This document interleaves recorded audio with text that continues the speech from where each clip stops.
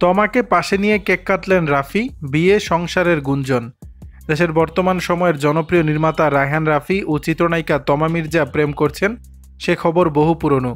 নতুন খবর হচ্ছে এই দুই তারকা নাকি বিয়েও করেছেন, যদিও দুজনের কেউই এ বিষয়ে আনুষ্ঠানিক কোনো বক্তব্য দেননি। তবে সম্প্রতি একটি ছবিকে কেন্দ্র করে তাদের বিয়ের গুঞ্জন আরও জোরালো হয়েছে।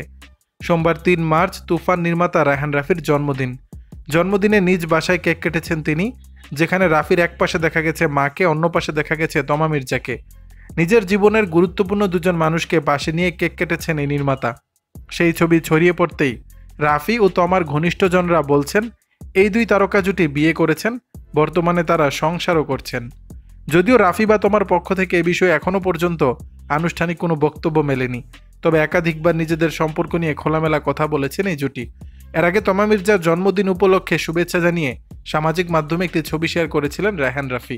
সেখানে অভিনেত্রীকে শুভেচ্ছা জানিয়ে তমাকে নিজের জীবনে পেয়ে ভাগ্যবান বলে দাবি করেছিলেন নির্মাতা। দর্শক, বিষয়টি নিয়ে আপনাদের মতামত জানাবেন নিচের কমেন্ট বক্সে।